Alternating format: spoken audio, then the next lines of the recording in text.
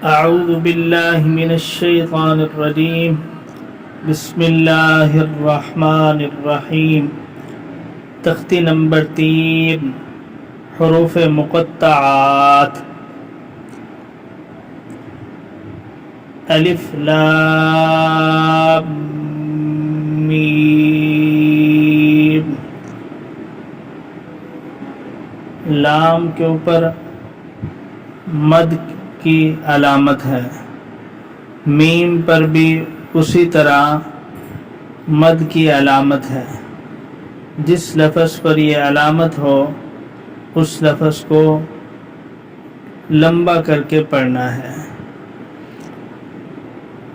اس کے ساتھ ساتھ میم کے اوپر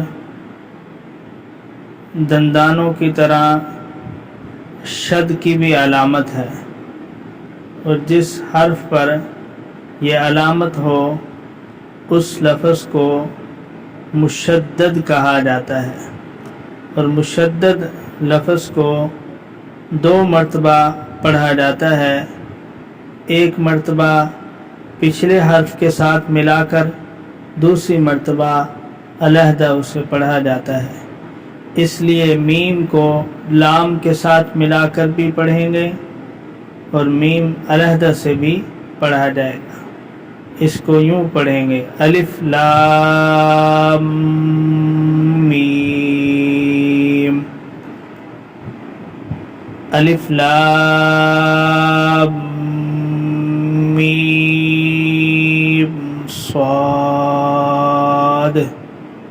اس لفظ میں لام پر بھی مد ہے، میم پر بھی مد ہے، صاد پر بھی مد ہے۔ ان تینوں حرفوں کو لمبا کر کے پڑھیں گے۔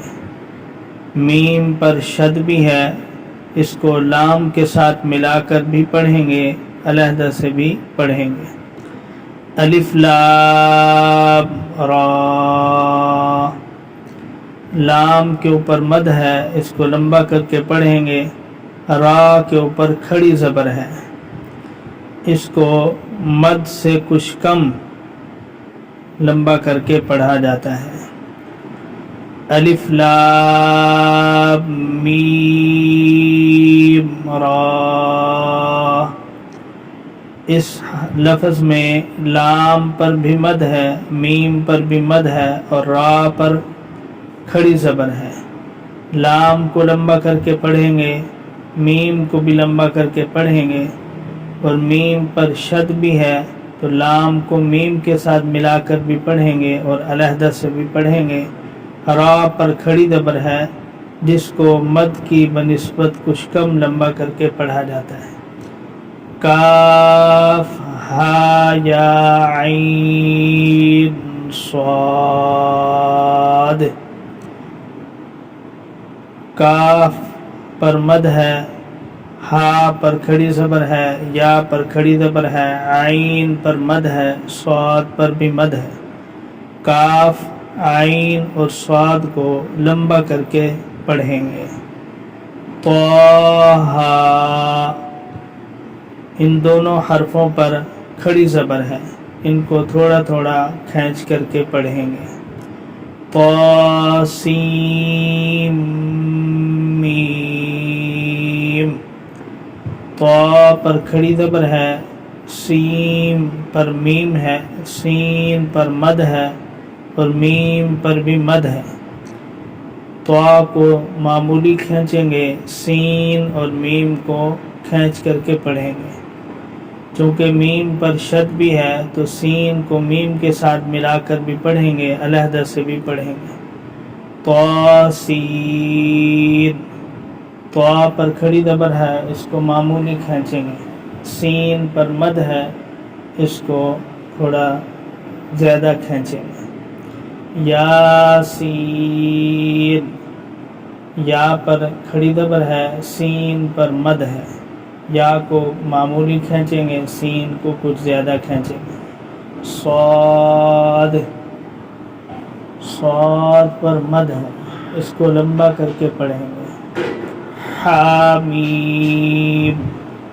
ہا پر کھڑی زبر ہے اور میم پر مد ہے، اس کو میم کو لمبا کر کے پڑھیں گے، ہا کو اس سے کم کھینچ کر کے پڑھیں گے۔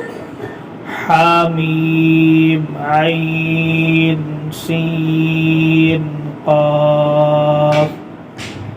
ہا پر کھڑی زبر ہے، میم پر مد ہے، عین پر مد ہے، سین پر مد ہے، قاف پر مد ہے، ان کو لمبا کر کے پڑھیں گے۔ قاف، قاف پر بھی مد ہے، اس کو لمبا کر کے پڑھیں گے۔ نون، اس پر بھی مد ہے، اس کو لمبا کر کے پڑھیں گے۔ یہ تختی حروف مقطعات کے نام سے ہے، اس کو بچوں کو اور بچیوں کو زبانی یاد کرنا چاہیے۔ اس کا زبانی یاد رکھنا بہت ہی باعث برکت ہے۔